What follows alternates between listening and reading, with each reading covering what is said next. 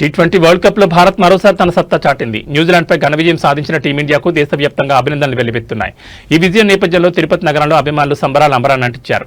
New Zealand పై భారత్ విజయం సాధించడంతో తిరుపతి నగరంలో క్రికెట్ అభిమానులు భారీగా సంబరాలు జరుపుకున్నారు. చిన్న పెద్ద తేడా లేకుండా అభిమానులు వీధిలోకి వచ్చి బాణాసంచా కాల్చి తమ ఆనందాన్ని వ్యక్తం చేశారు. కొందరు స్వీట్లు పంచుతూ టీమిండియాకు అభినందనలు తెలిపారు.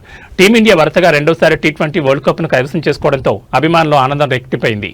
మొత్తం మీద ఇది భారత్ కు మూడోసారి టీ20 వరల్డ్ కప్ విజయం సాధించింది. ఎంతో ఆనందపడుతున్నాం. ఒక క్రికెటర్గా, ఒక కోచ్గానే కాకుండా ఒక క్రీడాభిమానిగా, ఒక భారతీయుడిగా గర్వపడుతున్నటువంటి రోజు ఈరోజు. ఎంతో ఆనందంగా ఉంది. ముచ్చటగా మూడో కప్పు సూర్యకుమార్ యాదవ్ చేతుల నుంచి రావడం, అది మన రోహిత్ శర్మ చెప్పినట్టు హిస్టరీ డిఫీట్ అన్నట్టు ఎంతో చక్కగా మనం ఈ మూడో కప్పును తీసుకున్నాం. ఏమాత్రం టెన్షన్ లేకుండా ఫైనల్ అనే టెన్షనే కనపడకుండా ఫస్ట్ 4వ ఓవర్కే డిసైడ్ చేస్తారు మనం భారీ స్కోర్ కొడతాము అని. అంత చక్కగా డిసైడ్ అయిపోయింది. ఫస్ట్ 10 ఓవర్లకే డిసైడ్ అయిపోయింది మ్యాచ్. కప్పు భారతదే అని అదే విధంగా సాగింది మ్యాచ్. ఆద్యంతం అదే విధంగా సాగింది. ఏమాత్రం ఫైట్ ఇవ్వలేదు న్యూజిలాండ్. వాళ్ళు చేసిన ఒకటి తప్పేంటంటే టాస్ గెలిచి వాళ్ళు ఫీల్డింగ్ ఎంచుకోవడం వాళ్ళు చేసిన పెద్ద మిస్టేక్. ఎప్పుడైతే మనం 2003లో సౌరవ్ గంగూలీ చేసిన తప్పు ఈరోజు ఇక్కడ మన శాంట్నర్ చేశాడు. అదే విధమైనటువంటి తప్పు. అదే విధంగా మ్యాచ్ రిజల్ట్ కూడా అప్పుడు ఆ వరల్డ్ కప్ ఏ విధంగా మారిందో ఇక్కడ ఈ టీ20 వరల్డ్ కప్ కూడా అదే విధంగా మారింది. కాకపోతే మన బ్యాటింగ్ బౌలింగ్ అద్భుతంగా ఉన్న ఫీల్డింగ్ మరోసారి నిరాశ, మరీ ఘోరంగా నిరాశపరిచారు.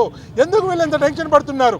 మ్యాచ్ అంత ఫ్రీగా ఉన్నా, ఇంత గెలుస్తామనే ఒక కాన్ఫిడెన్స్ 100% ఉన్నా కానీ ఫీల్డింగ్లో టెన్షన్ ఎందుకు వచ్చింది వీళ్ళకి? వీళ్ళు ఒత్తిడిని ఏ విధంగా వీళ్ళు బయటపడాలో తెలుసుకోవాలంటే ఖచ్చితంగా టీం మేనేజ్మెంట్ ఒక మంచి మానసిక నిపుణుని ఒకరిని ఏర్పాటు చేయాలి. ఖచ్చితంగా ఏర్పాటు చేస్తేనే వీళ్ళ టెన్షన్ నుంచి బయటపడతారు. ఒక విధంగా చెప్పాలంటే వాళ్ళ దాంట్లో ఫిలిప్స్ ఒక క్యాచ్ అతను ట్రై చేసిన విధానం నా భూతో నా భవిష్యత్తు. ఇంతవరకు ఏ క్రికెటర్ కూడా ఆ విధంగా ట్రై చేయలేదు. ఆ ఫిలిప్స్కి మేము దండం పెడుతున్నాం. ద నెంబర్ 1 ఫీల్డర్ అని చెప్పొచ్చు వరల్డ్లో ఫిలిప్స్. బౌండరీ లైన్ పైన అతను చేసినటువంటి డైవ్, దాన్ని చూసైనా మన ఫీల్డర్ సిగ్గు తెచ్చుకోవాలి. ఏ విధంగా కమిట్మెంట్ ఉండాలి ఒక ఫీల్డర్కి బాల్ పైన అని ఫిలిప్స్నే చూడాలి. అతని ద్వారా నేర్చుకోవాలని కూడా చెప్తున్నాం.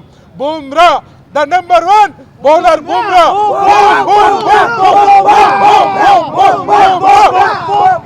అస్త్రాలు, బ్రహ్మాస్త్రాలే టార్గెట్ ఏకపాటితో కొట్టినట్టు తను వేస్తున్నటువంటి బౌలింగ్ ప్రతి ఒక్క పిల్లవాడు చూసి నేర్చుకోవాలి. బూమ్రా యొక్క లైన్ అండ్ లెంత్, అతని డెడికేషన్, అతని కమిట్మెంట్, అతని విజన్, ఏ విధంగా టార్గెట్ చేయాలో బాల్ని ఎక్కడ వేయాలనే విజన్ ఏదైతే ఉందో అది బూమ్రా ప్రపంచంలో ప్రతి క్రికెటర్కి ఒక గురువులాగా కనపడతాడు. ఆ విధంగా చేయాలి, ఆ విధంగానే ఉండాలా. ఎప్పుడైనా సరే పొరపాటున 10 మ్యాచ్లు ఒక మ్యాచ్ తప్పితే మిగతా 9 మ్యాచ్లు వన్ సైడ్ తిప్పేస్తాడు బుమ్రా. అలాంటి డెడికేషన్ ఉన్నటువంటి బుమ్రా మనకు ఉండడం నెక్స్ట్ జరగబోయే 2027 వన్డే వరల్డ్ కప్ ఖచ్చితంగా భారత్ గెలిచి తీరాలి అని అంటే ఈ ఫీల్డింగ్ మెరుగుపరుచుకుంటేనే మనం కొట్టగలుగుతాం. కాబట్టి ఒకసారి మన ఎవరైతే కోచ్ ఉన్నాడో గంభీర్ గారు, మీరు మిగతా బౌలింగ్ బ్యాటింగ్ మన బ్రహ్మాండంగా ఉంది కానీ ఫీల్డింగ్లోనే తేలిపోతున్నాం. కాబట్టి దాని మీద కూడా దృష్టి పెడితేనే 3 విభాగాల్లో టాప్ ఉంటేనే వరల్డ్ కప్ కొట్టగలుగుతాం. కాబట్టి ఖచ్చితంగా భారత్ మాతాకే.